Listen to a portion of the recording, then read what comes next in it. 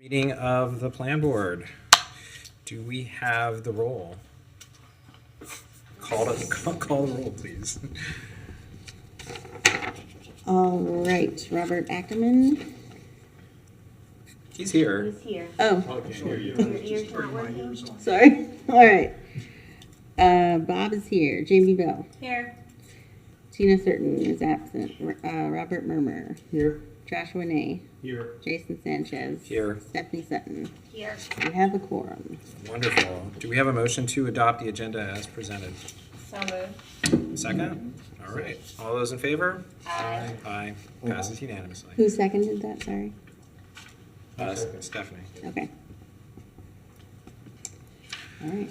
Do we have a motion to approve the minutes of last month's meeting? So moved. Second. All right. All those in favor? Aye. Great. We all love those minutes. Passes unanimously. If there's any members of the public that want to speak about something besides the one item that's on our agenda, this would be your time to come up and say your piece. Time to shine. No, nothing. Go on the private. Gripes about the Gators, nothing. Okay. Man, those last two plays. Rough. Get outta here. Yeah, the defense was terrible. Okay. So let's move on to the first and only item on our agenda. We don't have anything listed under it, so. Yeah. Yes. Yep. Nope. Nothing under old business. Great. First item on the agenda and only item, 2026-210 13th Street, Mid-Florida Credit Union, special use permit with a presentation by Nicholas Hill.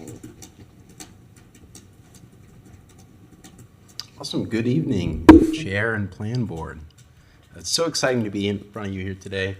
Once again, my name is Nick Hill. I'm Planner 3 for the City of Gainesville, and I'm excited to talk to you about LD 25-119. So the subject property is 1.78 acres, and it's located in the southwest quadrant of Northwest 39th Avenue and Northwest 13th Street intersection.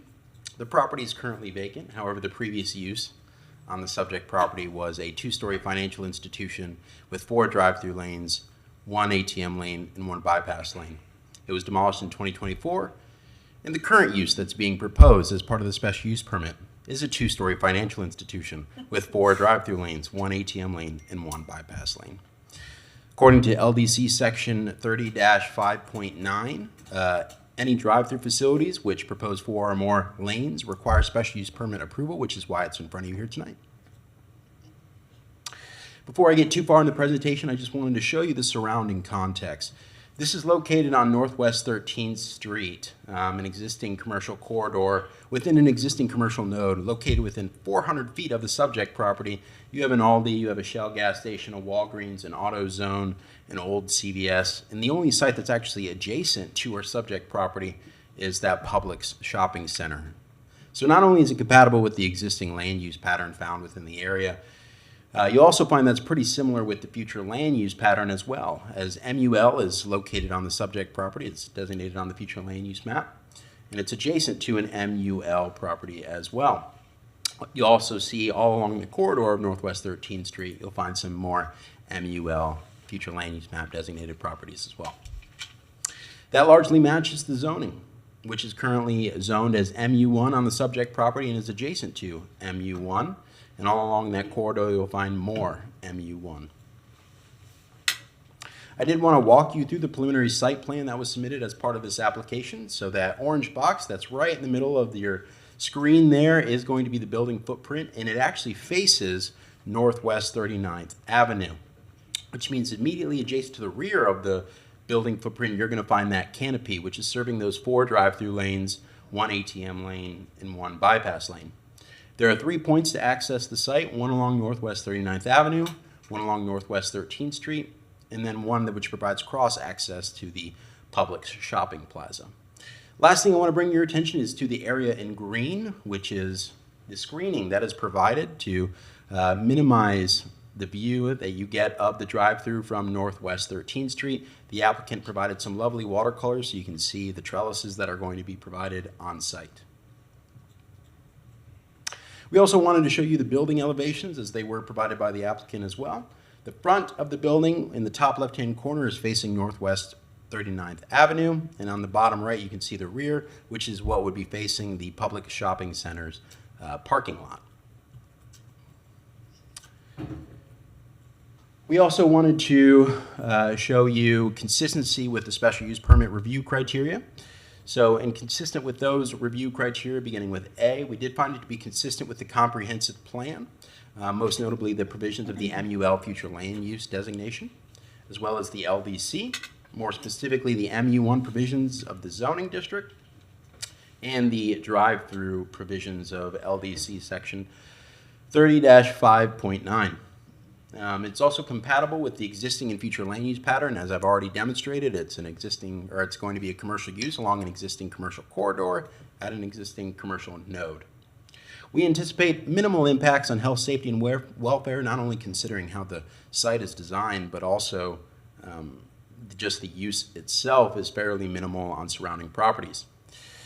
We also predict safe and convenient access will be provided to the site and from the site. One thing I did want to mention is the vehicular access provided on Northwest 39th Avenue. It's provided on Northwest 13th Street, and cross access is provided to that adjacent public shopping center, so you can move throughout the site without having to get back on those major roads. There's also pedestrian accommodations. Pedestrian paths have been provided to the north, east, and south of the subject property to connect to the existing sidewalk network there, which is being expanded to the north and to the east. And bicycle facilities are being provided in the form of bike lanes that are already located on Northwest 39th Avenue and Northwest 13th Street, so you can access the site from those bike lanes as well. The site is technically adjacent to single-family zoning, just in the sense that MU1 allows for single-family zoning, but as we know, it's an existing public shopping center and is not likely to be a single-family home anytime soon. That being said, the site is designed with the LDC in mind and is intended to mitigate noise, glare, and odor consistent with those provisions of the Comprehensive Plan and Land Development Code. Refuse is located on site, but it's located in the bottom left-hand corner or the southwest corner of the subject property, and is screened and as far away as possible as you can get from the building and from the pedestrian areas of the site. And no loading areas are proposed for the subject property. Additionally, public utilities previously served the two-story financial institution and are proposed to continue serving the two-story financial institution that is being recommended here tonight. Harmonious screening and buffering has been provided for the subject property as shown in the preliminary site plan. Not only is the vehicular use area screened accordingly, but they also have additional screening where the drive-through lanes are located or can be seen from Northwest 13th Street. And no buffering is needed on the subject property considering it's adjacent to another MU1 property. Hours of operations for banks are notoriously limited, and considering the fact that it's adjacent to a public shopping center, which will probably open before and close after the close of business for the bank, we didn't think that would be an issue either. And finally, there's consistency with the LDC use standards for drive-through facilities. As special use permits are required for 4 lanes or more, they're asking for that special use permit here tonight. Adequate queuing space is provided, as according to our transportation and public works staff who took a look at that for us. Access points are not being expanded as part of this application. They're keeping the 3 that are there today, although making slight adjustments to one of them. Vehicular cross access is being provided to the adjacent public shopping center. Safe and pedestrian and bicycle access is going to be provided, as already spoken about earlier. The site is fronting Northwest 39th Avenue, which means the rear of the property is where the drive-through lanes are located, consistent with this provision. And those drive-through lanes are being screened appropriately to minimize their visibility with that screening that is shown on a previous slide. As such, we recommend approval of LD 25-119 with the following condition: that upon approval of the special use permit, the property owner must sufficiently address all development review comments, as they're going through the development review process now, prior to that plan approval. So your decision here tonight is really one of 3 things, 3 primary things anyway. Approve the petition with staff recommended condition, approve the petition with a modified condition, or deny the petition outright. Thank you so much for listening to my presentation, and I know the applicant has a presentation as well. So, and I am here if you have any questions. Thank you so much. There are some questions from the board. Thank you, Mr. Hill. That was great. I'm not surprised. Ms. Sutton. Yeah, can you walk us through, maybe go back to like the site plan sheet and just walk us through the pedestrian connectivity? Yep. And then are there any improvements planned to the existing, like DOT right of way? So the sidewalk is being expanded. These are both roads that had to be consulted with FDOT. Sidewalks are being expanded here on the eastern side of the project as well as the northern side of the project. The pedestrian paths are located here, and then from the building. Nick, can you Yeah. do it on, like, it's hard On for that us to one? see that one? Can you do it course. on that one? All right, sidewalk expansions on Northwest 39th Avenue as well as Northwest 13th Street. Pedestrian path is provided, or a pathway anyway, sidewalk, whatever you want to call it, is provided from the building up here, right along this pathway here to the sidewalk, as well to the south, where that sidewalk is. If I'm not mistaken, there are some like bus routes and like potentially even a bus stop, yeah, right out there. Right So down here, from that bus stop, the existing like public sidewalk would connect. They're not proposing anything new. They No. would come in on that existing sidewalk and then have to walk down Here. and get up to. That's my understanding. Okay. Thank you. Mr. Ackerman. Mine are nitpicky. Go for it. One question when I read the backup, when I first came to Gainesville, I banked in that building they've torn down, which was a Florida National Bank, which then turned into a First Union, which turned into a Wachovia, which then turned into a Wells Fargo. organized crime called Wells Fargo. And I've been in there a whole bunch of times, and I'll be damned if I never saw any evidence of a second floor. It appeared to be a one-story building. Yeah, I should have included a screenshot. There is a walk up to that second story. What is it, like an attic? It's like a 1.5, 2-story building. But yeah, I mean, Okay, so you're pushing it when you say it was a two-story building. it has a walk up to the second story. I mean, it's not. But there was no necessarily- place up there for you to second story. I've never Okay. been in. Yeah, the building. My second issue again is nitpicky, because how did you determine that 39th Avenue was the primary street that you had to face the building to, or 13th Street and 39th Avenue tied? Brittany, are you able to answer that one? That was a little bit before my time. Yeah, I can answer that. So the code allows for the applicant to determine what they would like their primary frontage to be at the time of development. So that was the request from the applicant generally. And it really had to do with the placement of certain things. So I don't know if the applicant that's here tonight has anything to add to that. That might have been a little bit prior to the current applicant being on as well. But anyway, the short answer is the applicant chose. I thought it was the policy of the city that buildings had to face the primary street they were on. I didn't know you get to choose unless you can tell me that 13th Street and 39th Avenue have identical traffic. Really close. Yeah, and there is some code language that talks about what needs to be the more primary street. Just kind of depends on the situation.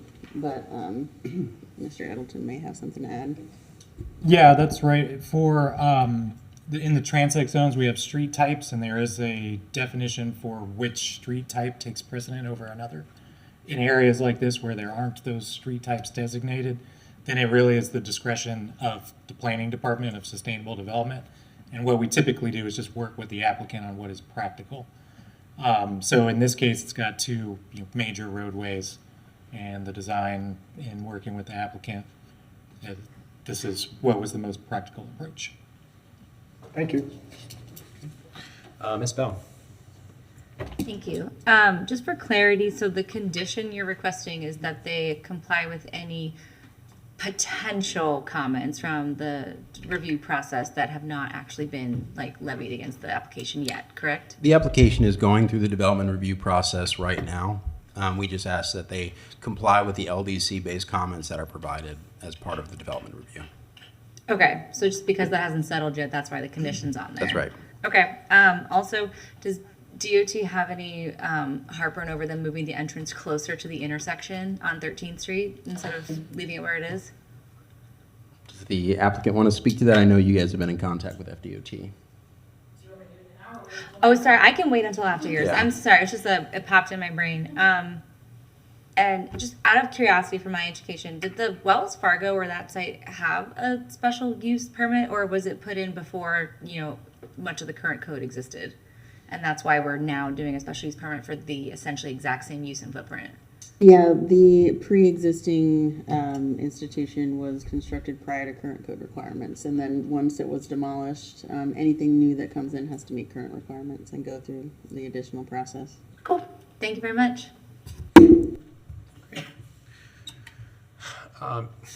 Dr. Merber. Thank you, Mr. Chair. Thank you, Nick. I think my question might be for the city attorney's rep. So Ms. Bell just asked a question about the condition being that they have, she asked that the only conditions that they have to comply with the Development Review Board's recommendations. I see here, though, that in the recommendation from staff here, it says address. Is there a distinction between address and comply? So, I might have misspoke, sorry. no, I just, I don't think so. I mean, staff probably could answer that question more sufficiently, but maybe staff can speak to this. Sometimes conditions are given that have to be met before the permit is issued, and sometimes the permit is issued and the conditions have to be met subsequent. I don't know particularly what applies to this situation. yes, but Mr. Hill mentioned that, yes, they would have to comply with the Development Review Board's recommendation, but in staff Not the recommendation, it just board. says address. So I guess the distinction between address and comply, or if this was just, Can you go to the recommendation slide, just to clarify, this won't go to the Development Review Board separately, I think let's see exactly what he said, development review comments, that's referring to the staff review that's also going on at the same time for the site plan itself. So it's an administrative development review with staff. This is the only board meeting that it'll come to. But the specifics of the site plan design get reviewed. I get that, it's just in the recommendation, the verb is address. But Gotcha. the verb comply was just thrown around. I'm just wondering if there's a distinction there, or if we need to modify the condition in order to match it with staff's intent here.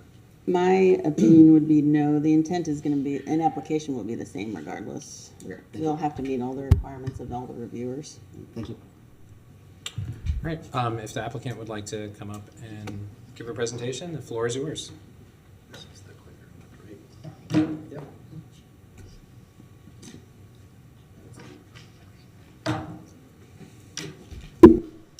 Good evening. My name is Catherine Coyle. I am the Director of Planning with Boggs Engineering, 607 South Alexander Street, Plant City. We are representing Mid-Florida Credit Union, which we happen to do all over the state, actually. This particular, and I'll be brief because Mr. Hill actually covered everything. This is to give you, since you had some questions about the previous use, I included this as my first slide, actually. This is actually the demolition plan.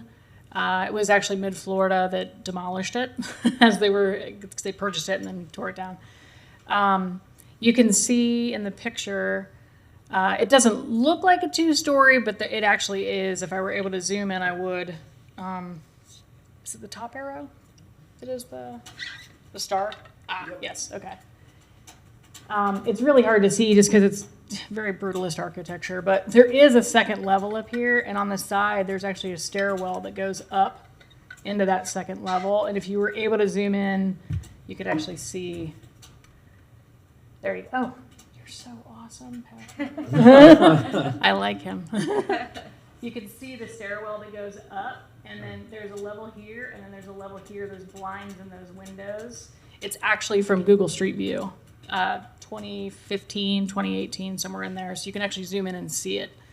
I can't speak to how many people worked up there or what kind of offices they were, but it was even listed with the property appraiser. It was taxed as a 2-story facility. Back to the layout, as Mr. Hill mentioned, this does predate the current rules, so there isn't a requirement to have the parking farther back from the street. This is 39th up here. That's why some of our parking is, pushed back to the back.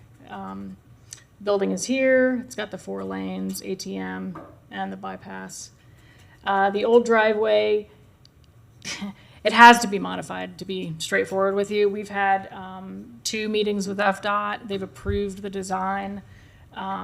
This one actually doesn't even meet the clearance. It crosses over the property line, and it was an exit, so they would never allow one to be built like that today. And it was at a really weird angle. So now the current driveway, the proposed driveway, actually is a true right-in, right-out design to their standards. Same with the one on 39th is being modified to meet current FDOT standards. It's right in, right out. So the only full access, if you want to call it that, with a full left, everything else is actually the internal one that you can go left or right into the parking lot. You asked about the connections as well to the bus stop that's down here. This is actually our property line. So we are connecting.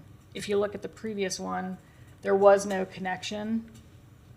We're actually creating that connection back here to connect to Publix's sidewalk back to the public street.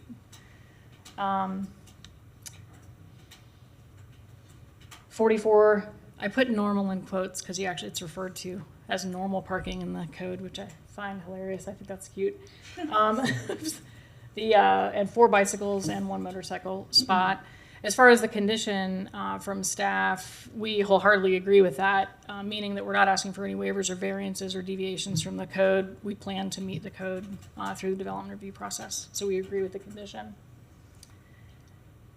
And then I just did a slightly bigger blow up of each vantage point and where the car or the person would be in the street from that view.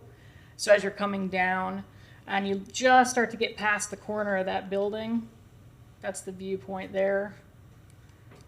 The most visible view of the canopy is actually from the driveway. As you immediately line up with that driveway, boom, you see it, and then you keep going.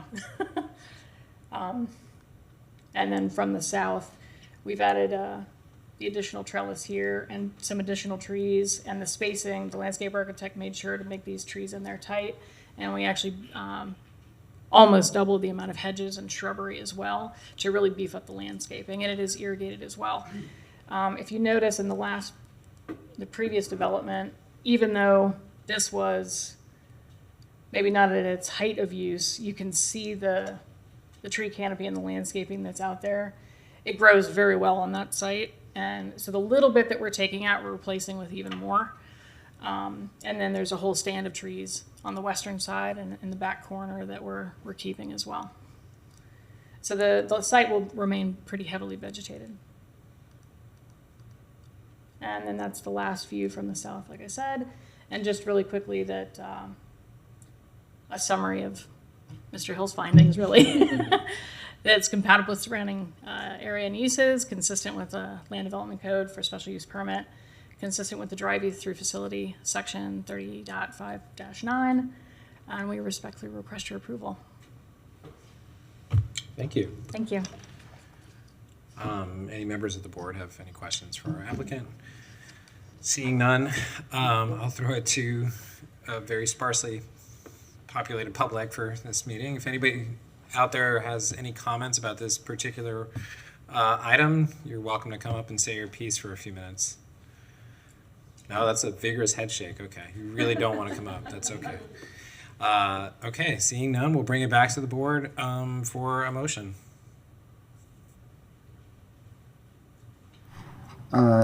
Move approval of LD 25-000119 with the condition that upon approval of the special use permit, the property owner must sufficiently address all development review comments prior to development plan approval. Second. All those in favor? Aye. Passes unanimously. Congratulations. Thank you so much. So now we move on to member comment.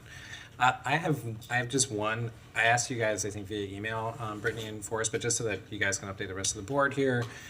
Can you, I asked a bit about like, we were looking at historic buffers, I think, very recently, and I asked sort of the status of that, and I know that the comp plan has sort of taken over everything, but if you could just kind of tell the rest of the board what you told me, I think Sure. that'd be helpful. Yeah, so, and that relates to our update for you on the comp plan in general. So yeah, at your last meeting, I believe it was, you discussed the issue or topic of the historic buffer language in the code as it relates to certain historic districts. We do still need to take that to the General Policy Committee, back to the commission before we come forward with any proposed language. But in general, that item, along with the other kind of specific code changes that the board and commission have asked for, are going to happen essentially once we're further along with the comp plan, which should be over the next couple of months. So the update on the comp plan is that we're drafting it as we speak. The planners are all working on it tonight, actually. Finishing up kind of a big push on the latest draft.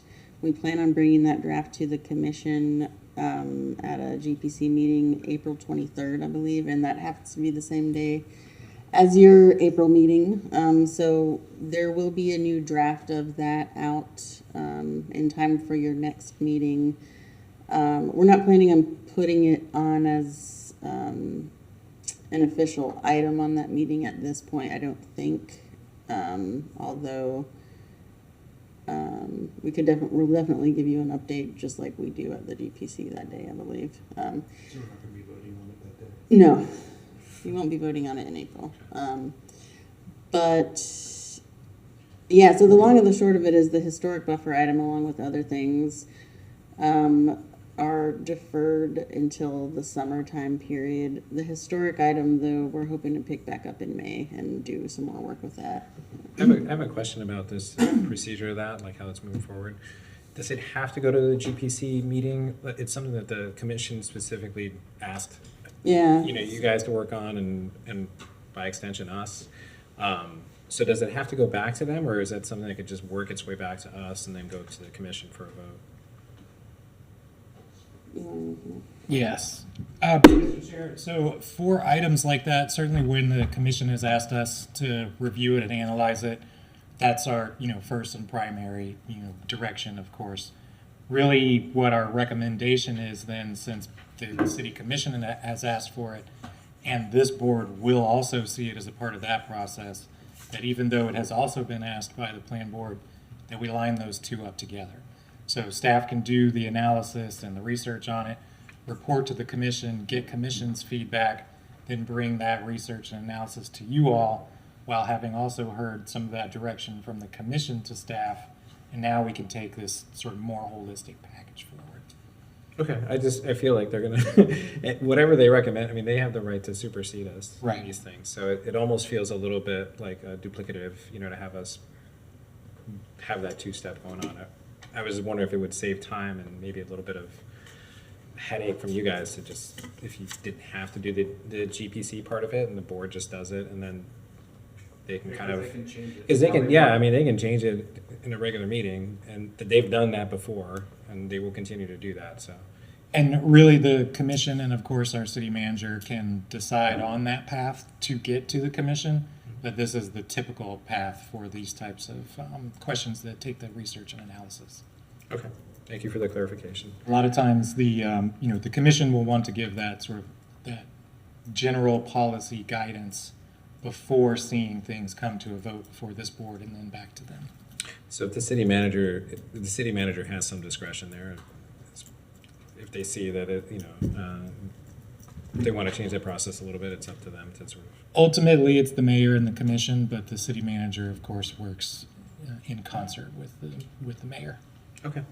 And if I may add some of the timeline as well on the other items for the historic preservation buffers, as Brittany said, we're trying to bring that back really as soon as we can after this all hands on deck effort for the comp plan. So May, some of the other items were the alcohol beverage language. We've also been asked to look at the Foxfield PD, and there was a third one that I am forgetting off the top of my head, but in any case, those we're planning to bring back ready for you all at the end of July, or at the end of the summer, as Brittany said. That's the Foxfield PD.